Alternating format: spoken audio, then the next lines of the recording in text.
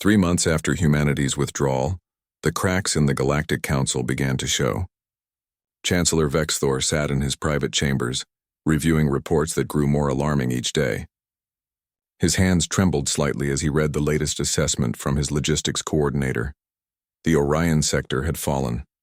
Without human patrols, pirate clans had swept through the region like wildfire. 36 colonies were now under raider control, and the Council military had proven unable to dislodge them. The Orion Colonial Authority had dissolved, with survivors fleeing to safer regions of space. Unity Hub was operating at 19% capacity. The station that had once handled 40% of galactic trade was now barely functional. Gravity fluctuated randomly. Water recycling failed twice per week. Power outages were constant. Merchant traffic had dropped by 70%, and commodity prices across the galaxy had tripled. But those were just symptoms. The real problems were deeper and far more serious. Vexthor's door chimed and he granted entry. General Caxtar of the Zenthari military entered, his uniform immaculate but his expression grim. "Chancellor, I bring news from our logistics review," Caxtar said. "It's worse than we thought." "How much worse?" 60% of our military supply chain was dependent on human systems. 60%. We didn't realize it because humans integrated themselves so thoroughly into our operations. They maintained our supply ships. They manufactured critical components. They managed our logistics software. And they never asked for recognition because they were trying to be helpful. Vexthor felt a cold weight in his stomach. "Can we replace them?" "Not quickly. Our engineers estimate it will take 3 to 5 years to recreate the systems humans built. And that's assuming we can figure out how they built them in the first place. Some of their solutions were remarkably clever, designed specifically for our unique needs. They weren't just following standard procedures. They were innovating." The general pulled up a holographic display showing the Zenthari fleet distribution. Large sections of the map were marked in red. These 17 sectors are now effectively without naval support because we can't maintain the ships stationed there. The humans were doing it for us. We have shipyards sitting idle because humans manufactured 40% of our replacement parts. We have cargo ships stranded because humans programmed the navigation systems and we don't have the access codes. Vexthor stared at the display in horror. "How did we miss this?" "Because we weren't paying attention," Caxtar said bluntly. "We saw humans as junior partners doing simple tasks. We never realized they were holding the entire system together." Similar conversations were happening across the galaxy. In the Krell Empire, Mining Director Torval faced an angry council of clan leaders. 12 mining worlds have ceased operations. One clan leader roared. 12, our economy is collapsing. "The mines themselves are functional," Torval explained desperately. "But the humans designed custom solutions for each world's unique environment. Gamma 6 has toxic atmosphere that requires specialized filtration. Delta 9 has gravitational anomalies that need constant compensation. Theta 2 has corrosive minerals that destroy standard equipment. Then hire new engineers. We tried. No other species can replicate what the humans did. They have an approach to problem solving that's different from ours. They see challenges we miss. They find solutions we never consider. And now they're gone." The clan leaders grumbled and argued, but none could offer solutions. The Krell Empire, which had prided itself on industrial might for millennia, was grinding to a halt without human engineers. The Vaxian Collective faced similar problems. Their military fleet, once the pride of the Council, now sat in dock. Admiral Zexira walked through the massive shipyard, staring at hundreds of warships that couldn't fly. "Give me a status report," she demanded. Her chief engineer, a nervous-looking Vaxian named Kellax, consulted his datapad. 40% of our critical ship components were manufactured by human contractors. We took their work for granted because they always delivered on time and under budget. Now we can't find anyone else who can produce components to the same specifications. What about our own manufacturers? They're trying, but human precision manufacturing is apparently more advanced than we realized. They were achieving tolerances we didn't think were possible. Our ship's engines were designed around those specifications. "Using lower quality components causes cascade failures," Zexira wanted to scream.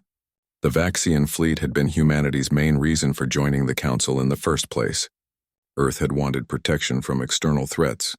Instead, the Vaxians had become dependent on human manufacturing without even realizing it. On Zenthar Prime, Chancellor Vexthor convened an emergency council session. The chamber that had once been filled with confident, self-assured delegates now buzzed with anxiety and fear. The human situation requires immediate resolution, Vexthor announced. I propose we send a diplomatic mission to Earth to negotiate their return. Negotiate?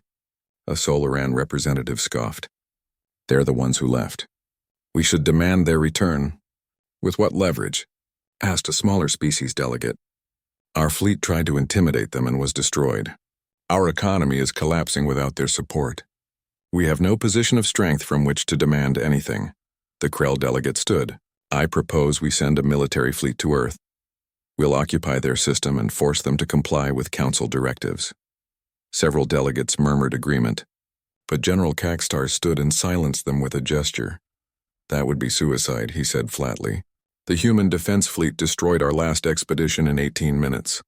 18 minutes. We lost 140 ships and didn't destroy a single one of theirs.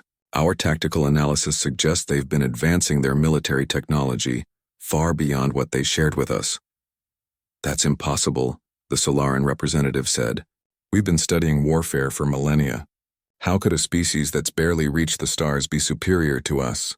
Because they actually fight, Caxtar replied. They don't just study war. They survive it. They've been fighting each other for their entire history. They understand conflict in a way we've forgotten. And while we were complacent, they were preparing for the day we betrayed them. Silence fell over the chamber. The implications were becoming clear. Humanity hadn't stumbled into success. They had planned for this. They had been ready. How long can we survive without them? Vexthor asked quietly. His economic advisor stood reluctantly. Based on current trends, the council economy will enter full collapse within 8 months. The Rim Wars are spreading without human peacekeeping forces. Trade is dying without human logistics. Manufacturing is failing without human components. And we're seeing the first signs of internal conflicts between member species who relied on humans as mediators. 8 months, Vexthor repeated. 10,000 years of galactic stability, destroyed in less than a year because they had taken one species for granted. What about the humans themselves? Someone asked. Surely they're suffering as well. The intelligence coordinator stood nervously. Our sources indicate that Earth's economy has actually improved. They're trading with independent species outside the council. Their defensive posture has attracted smaller species who feel threatened by the chaos. And they're apparently more self-sufficient than we realized. They don't need us. But we need them, Vexthor said softly. Far from Zenthar Prime, in a hidden monitoring station in neutral space, Commander Jake Sullivan listened to the council's communications and smiled. He had been part of the planning group that had prepared for Earth's withdrawal. They had known exactly what would happen. They had counted on it. How long should we let them suffer? His assistant asked. Jake considered the question. Long enough to learn the lesson. The council needs to understand that partnership means mutual respect. They need to understand that you can't take people for granted. And they need to understand that humanity isn't begging to come back. He pulled up a display showing dozens of independent species that had been reaching out to Earth, small nations that had been overlooked by the council, species that wanted partnership rather than domination.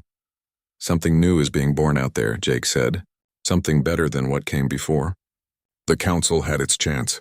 Time to build something that actually works. The Orion sector had been humanity's responsibility for 7 years. Captain Daniel Pierce stood on the bridge of the horizon, watching his tactical display as dozens of human ships began powering up their jump drives. Around them, the massive defense platforms that had protected 36 colony worlds sat silent. Their human crews already evacuated, sir. We're receiving multiple distress calls from the Orion Colonial Authority, his communications officer reported. They're requesting an explanation for the withdrawal. Tell them to contact the Galactic Council, Daniel replied. We don't work for them anymore. His first officer, Commander Jake Sullivan, looked uncomfortable. Captain, there are 12 million civilians in this sector. Without our patrols, the pirates will tear them apart within weeks. Daniel knew Jake was right.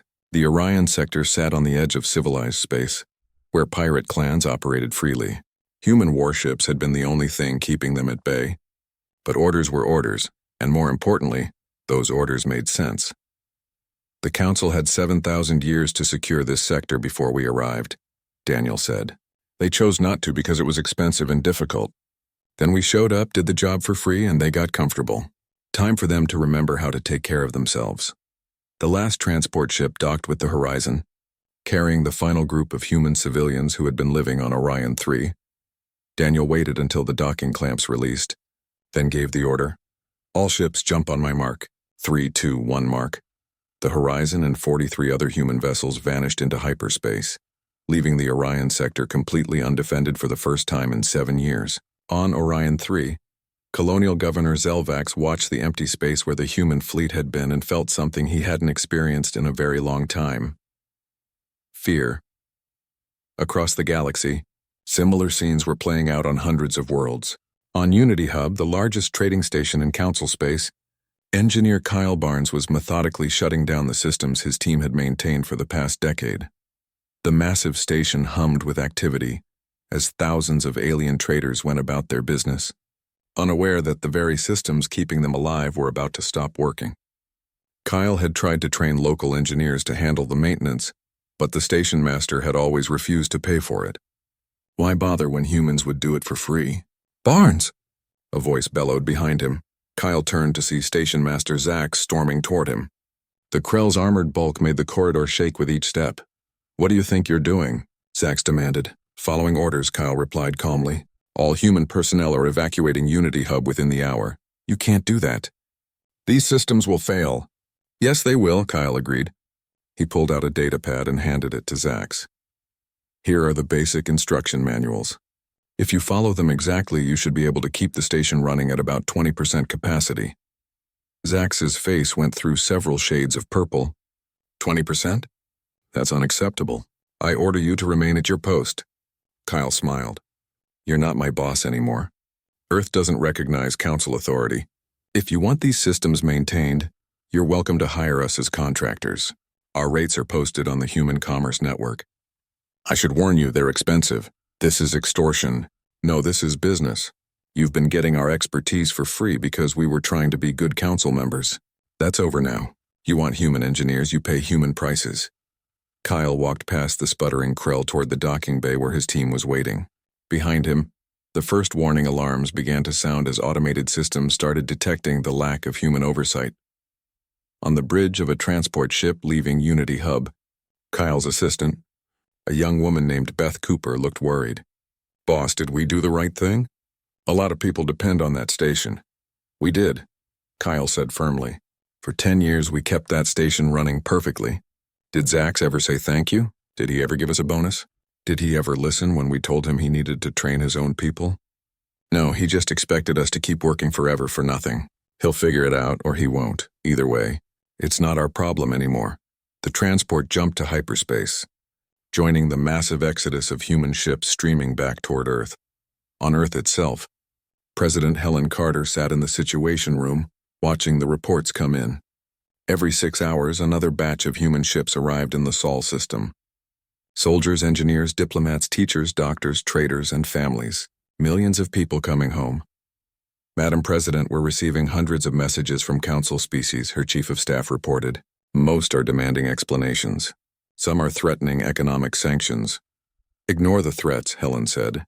"As for explanations, Ambassador Morgan already gave them one. We're done explaining ourselves to people who never listened. The Vaxians are particularly angry about their water request being denied." Helen laughed, though there was no humor in it. "They wanted 30% of our water for free, and they're angry we said no? They can buy water on the open market like everyone else, at market prices." Her military advisor, General Paul Grant, pulled up a star chart. "Madam President, our intelligence suggests the Council may attempt to force compliance. Chancellor Vexthor has been consulting with his military commanders." "Let them come," Helen said. "Admiral Brennan has been preparing for this possibility for 5 years. If they want to fight, they'll get one they won't forget."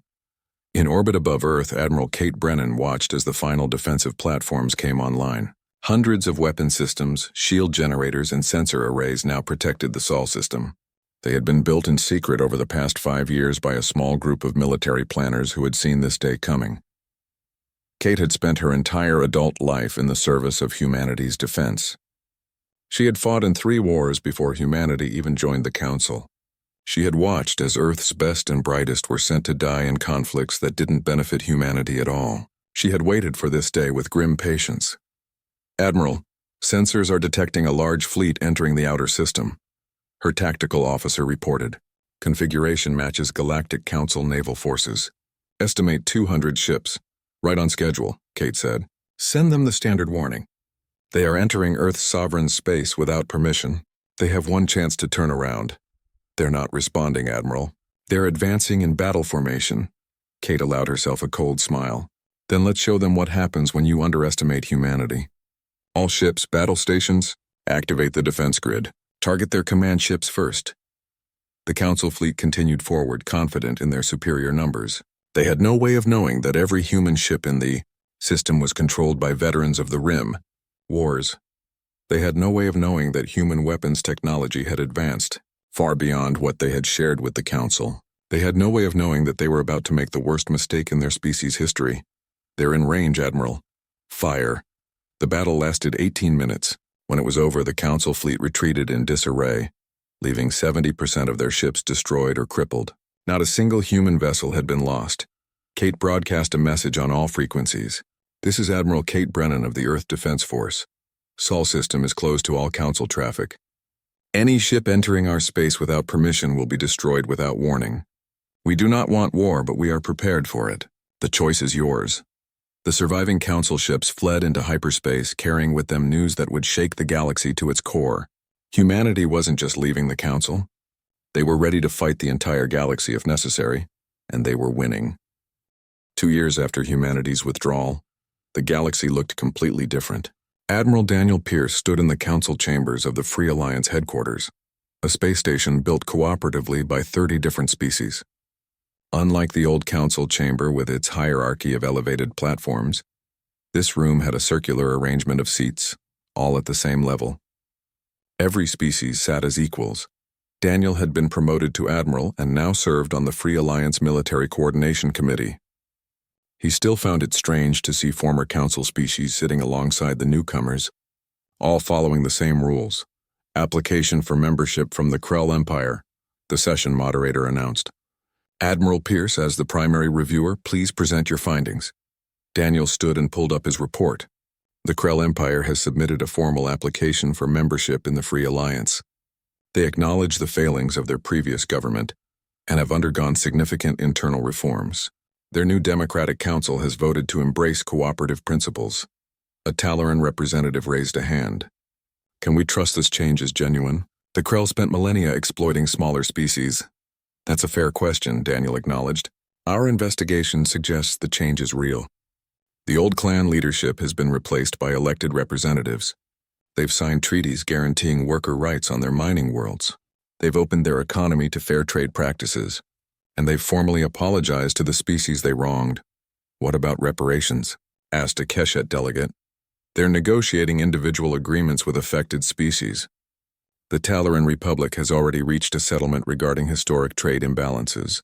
The process is ongoing, but they're approaching it seriously."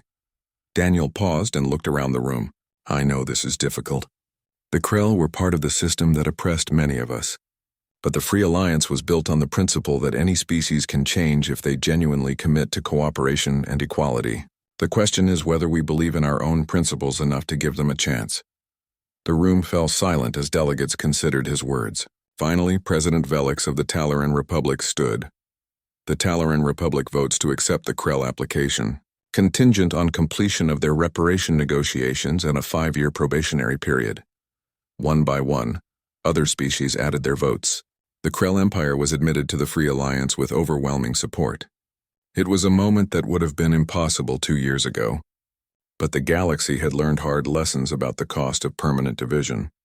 In another part of the station, engineer Kyle Barnes walked through Unity Hub's restored corridors. The station had been purchased by the Free Alliance and completely rebuilt.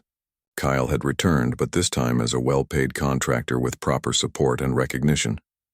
"The new gravity systems are working perfectly," his assistant Beth Cooper reported. "We're running at 95% capacity."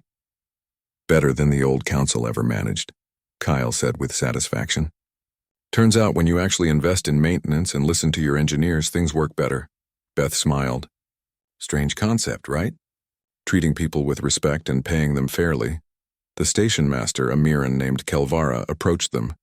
Unlike the old Krell administrator who had threatened Kyle, Kelvara treated the engineering team as valued professionals. Kyle, Beth, I wanted to thank you for your work on the water recycling system. The improvements you implemented are remarkable. Just doing our job, Kyle said, though I appreciate you actually noticing. The Free Alliance way, Kelvara said warmly. Recognition for good work, fair compensation, and genuine gratitude. It's amazing how much smoother things run when you treat people properly. On Earth, President Helen Carter met with Ambassador Lisa Morgan, who had returned from another diplomatic tour. Lisa looked tired but satisfied. 83 member species now, Lisa reported. We've exceeded even our optimistic projections. The Free Alliance is officially larger than the Galactic Council was at its peak. Quality over quantity was always our goal, Helen said. How are the integration programs going? Remarkably well. The Cooperative Research Initiative has already produced breakthroughs in medical technology and environmental restoration. When species actually share knowledge freely instead of hoarding it, progress accelerates dramatically. Helen pulled up a star map showing Free Alliance territory. It wasn't a traditional empire with clear borders. Instead, it was a network of cooperative worlds, connected by mutual agreement rather than conquest or coercion. The former council species are all applying for membership, Helen noted. Even the Solarans. The Solarans will be the hardest to integrate, Lisa admitted. They're so used to being in charge that accepting equality is difficult for them. But they're trying. Their younger generation especially understands that the old ways failed. Should we accept them? Lisa considered carefully. Eventually, yes. But not until they've proven they've really changed. The Free Alliance only works if every member genuinely commits to cooperation. We can't compromise on that. On the world of Solara, former Chancellor Vexthor lived in quiet retirement. He had resigned from all official positions after the Council's dissolution. Now he spent his days writing his memoirs, trying to understand how everything had gone so wrong. A visitor arrived one afternoon. To Vexthor's surprise, it was Ambassador Lisa Morgan. Ambassador, Vexthor said, rising carefully.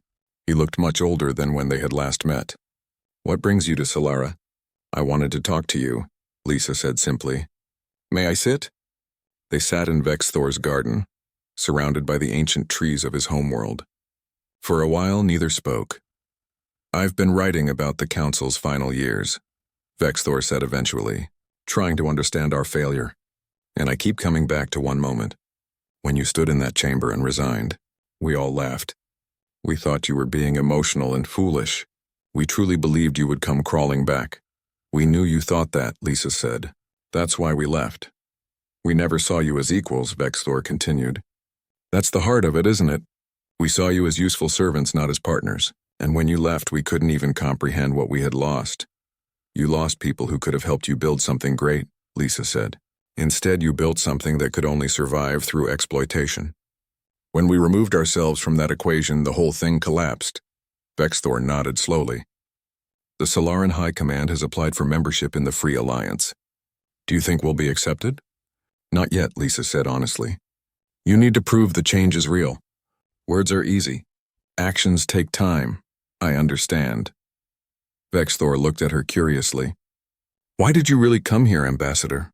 Because I wanted you to know that we don't hate you. We never did. We just refused to accept being treated as lesser. The Free Alliance isn't about revenge. It's about building something better than what came before. Will you forgive us? 6 months after humanity's withdrawal, the Galactic Council was dying. President Helen Carter stood in the observation room of Earth's orbital station, watching news feeds from across the galaxy. Each screen showed a different disaster, a different failure, a different species learning the hard way what happened when a system built on exploitation finally broke. The Vaxian Collective has officially fractured, her chief of staff reported. The 3 main hive clusters are now at war with each other over resource allocation. Without their military fleet operational, they can't enforce unity. And the Krell Empire? Helen asked. Facing rebellions on 15 worlds. Turns out their mining colonies were only held together by human mediation. The workers were always unhappy, but humans helped negotiate fair treatment. Without that buffer, the whole system is collapsing. Helen shook her head. The reports kept coming, each one more dramatic than the last. The council that had ruled the galaxy for 10,000 years was falling apart in less than a year. And all because they couldn't treat one species with basic respect. Her communication officer looked up from his console. "Madam President, we're receiving another request from Chancellor Vexthor. That's the 47th message this week. What's he offering this time?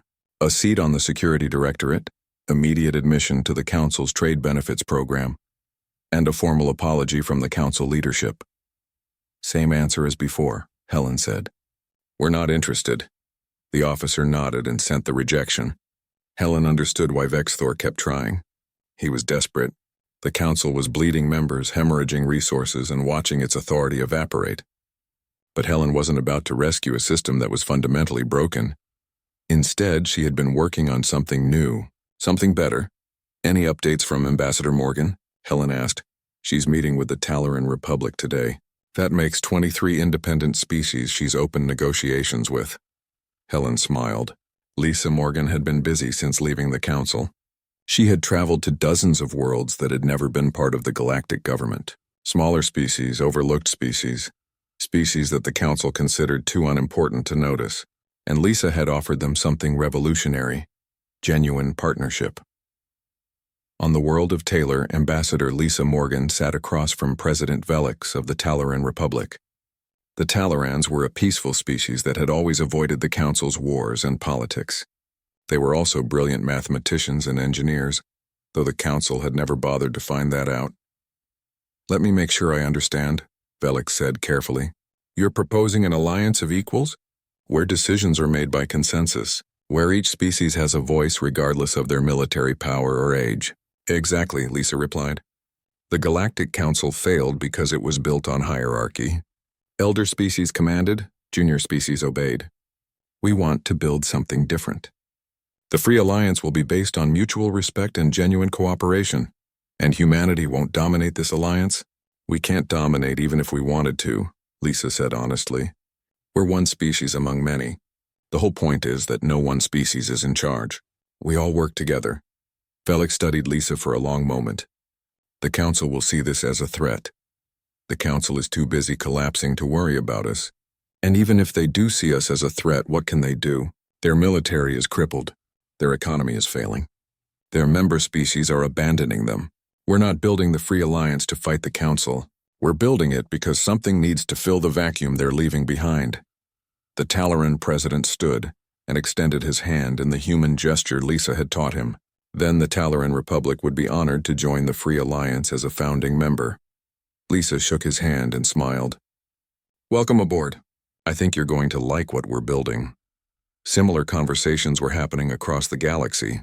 The Keshet Coalition joined the Free Alliance, bringing their advanced agricultural technology. The Mirran Confederation joined, offering their expertise in medical science. One by one, species that had been overlooked by the Council found a home in humanity's new vision for galactic cooperation. On Zenthar Prime, Chancellor Vexthor watched his empire crumble. Trade routes that had existed for millennia were now controlled by pirates. Industrial worlds that had produced wealth for generations sat idle. Member species were openly defying Council authority, and he had no way to enforce compliance. His economic advisor presented the latest report with shaking hands. "Chancellor, we've reached the critical threshold. The Council economy has entered complete collapse. Currency values are dropping hourly. Food shipments have stopped reaching several major worlds. We're looking at potential famine within weeks. What about our reserves? Exhausted 2 months ago. We've been running on credit since then, and now no one will extend us loans. The Free Alliance controls most of the independent trade networks, and they're not interested in propping up the Council." Vexthor felt the weight of 10,000 years of history pressing down on him. He had failed. The Council had failed. And the worst part was that they had done it to themselves through their own arrogance and blindness. "I need to speak with President Carter directly," Vexthor said. "Sir, she's refused all previous requests for communication. Then we'll send someone she can't refuse, someone who can speak for the entire Council, not just me." 3 days later, a small diplomatic ship approached Earth. It carried no weapons and flew under a flag of truce. Admiral Kate Brennan tracked its approach with her sensors, then authorized it to enter orbit.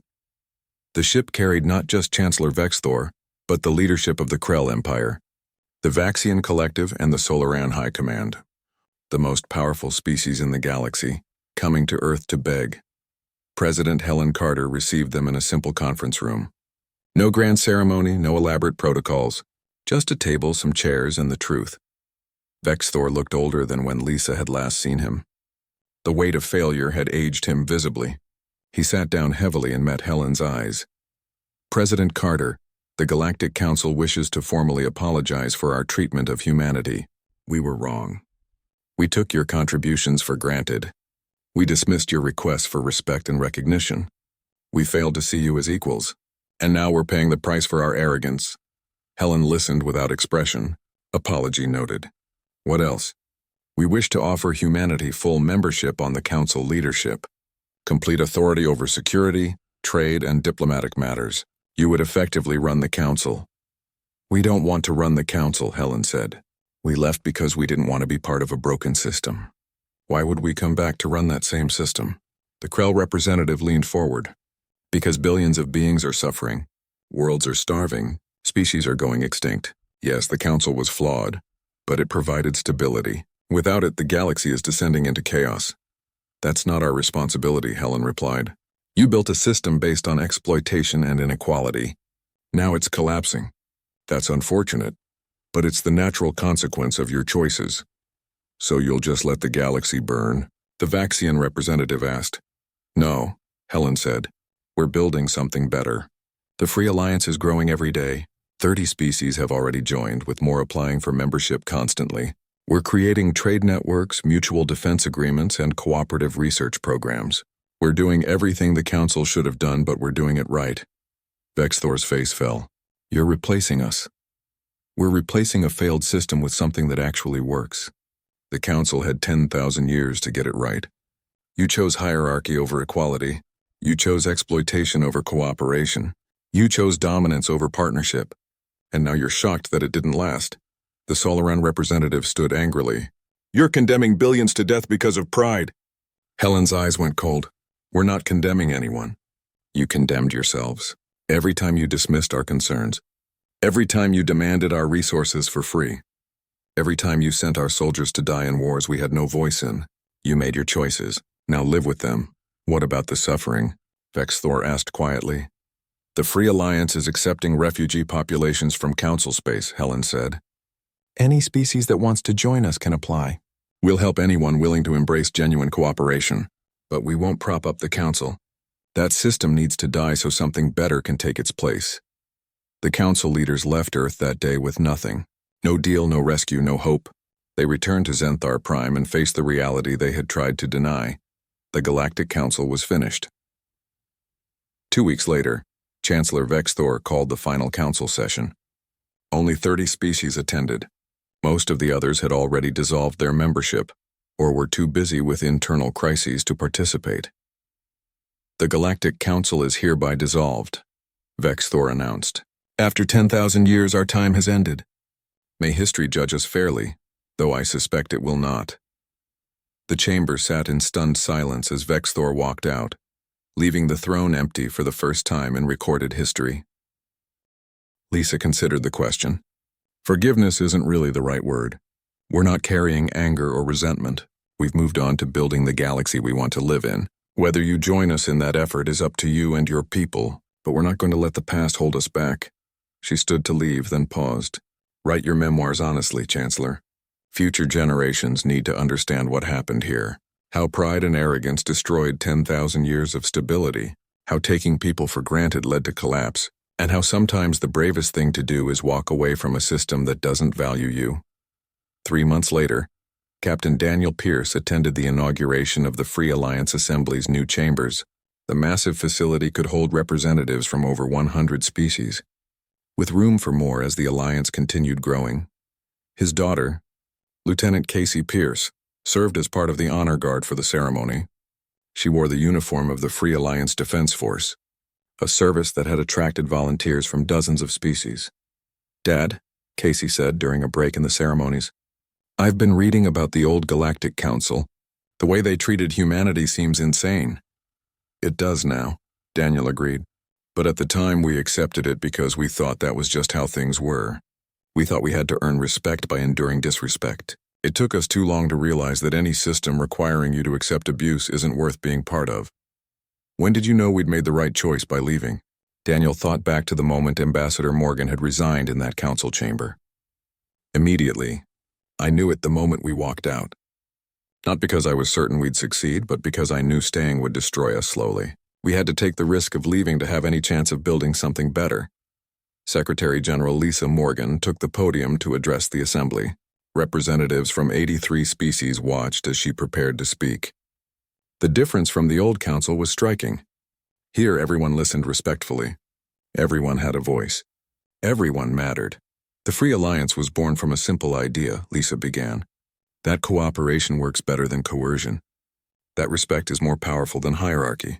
That diversity strengthens us rather than dividing us. 2 years ago, humanity walked away from a system that had forgotten these principles. Today we gather to celebrate what we've built instead. She paused and looked around the chamber. We didn't create the Free Alliance to replace the Galactic Council. We create... The council chamber on Zenthar Prime stretched so wide that Captain Daniel Pierce could barely see the far walls through the artificial atmosphere. Hundreds of alien representatives filled the floating platforms that circled the central speaking floor. Some had scales, others had fur, and a few looked like they were made of living crystal. Daniel had been attending these meetings for 3 years now, and he still felt like an outsider. He stood beside Ambassador Lisa Morgan, watching as she prepared to address the council. Her face was calm, but Daniel could see the tension in her shoulders. Today was important. Today, humanity would finally ask for what they deserved. The human delegation requests recognition, Lisa said. Her voice amplified across the massive chamber. Chancellor Vexthor looked down from his elevated throne. The tall, blue-skinned Solaran leader had ruled the council for over 200 years. To him, humanity's 15 years of membership was barely a moment. He waved one long finger, granting permission to speak. Lisa stepped forward. Honored council members, humanity has served loyally since joining this assembly. We have sent our soldiers to fight in conflicts across the galaxy. We have shared our technology and knowledge freely.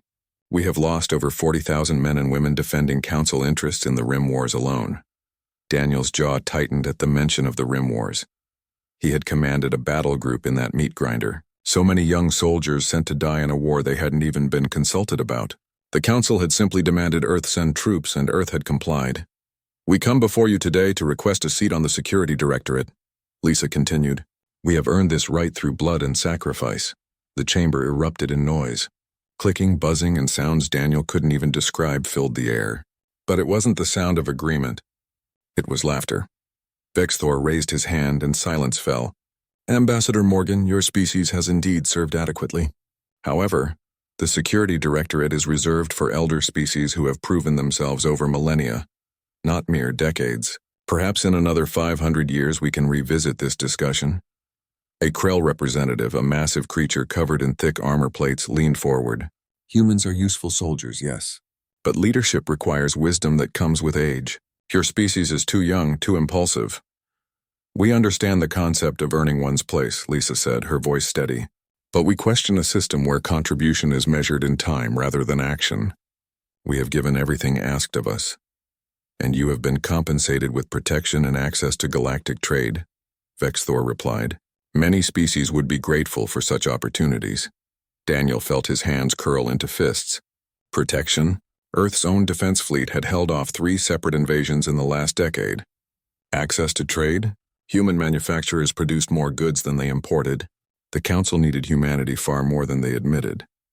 Before Lisa could respond, a Vaxian delegate activated their platform. The insect-like creature's wings buzzed as it spoke. Since we are discussing human contributions, the Vaxian Collective has a request. We require fresh water for our terraforming project on Kepler-7. We calculate that Earth can spare 30% of its freshwater reserves. Daniel's eyes went wide. 30%? That was an insane amount. That would cause droughts across multiple continents. In exchange, the Vaxian continued, humanity will receive the honor of supporting a project that will benefit the entire council. The honor? Lisa asked quietly. Yes. Surely that is compensation enough for a junior species. The chamber filled with approving sounds from the elder species. They saw nothing wrong with the request. They never did. Humanity was expected to give and give and give, receiving nothing but condescension in return. Daniel watched Lisa's face carefully. He had worked with her long enough to recognize the subtle changes in her expression. Something was shifting behind her eyes. A decision was being made. Lisa looked up at Vexthor, then slowly scanned the entire chamber. When she spoke, her voice was clear and cold. No, the chamber fell silent. That single word seemed to echo endlessly. I'm sorry, Vexthor said. Humanity declines the request, Lisa said. Furthermore, effective immediately, humanity resigns from the Galactic Council. For a moment, nobody moved. Nobody spoke. The concept was so foreign that it took time for the words to register. Then the chamber exploded into chaos. You cannot resign. A Krell representative shouted.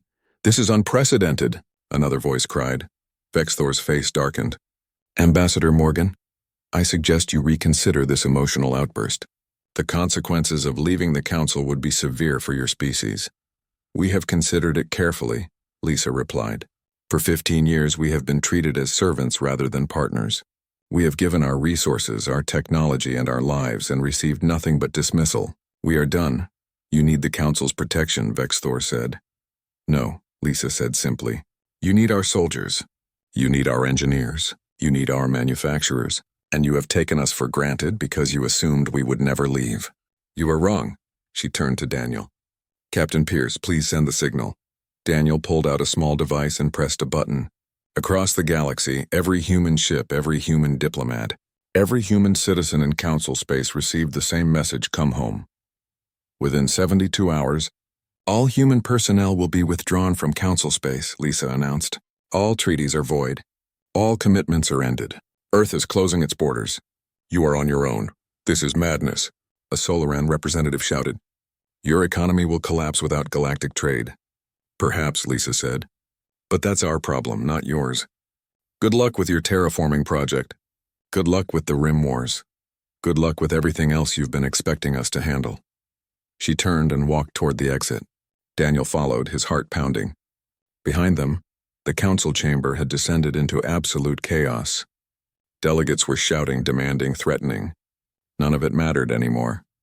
As they reached their ship, Daniel looked at Lisa. Do you think we did the right thing? Lisa watched through the viewport as Zenthar Prime grew smaller behind them. I think we should have done it years ago. They'll learn soon enough what happens when you take someone for granted. The ship jumped to hyperspace, leaving the council behind.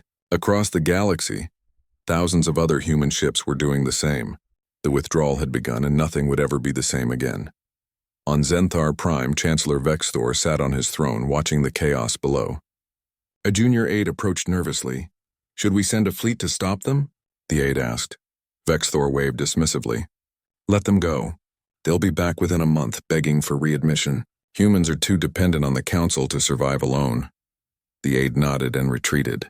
Vexthor didn't notice the worried expressions on the faces of his logistics coordinators, who were already beginning to realize just how much humanity actually did for the council.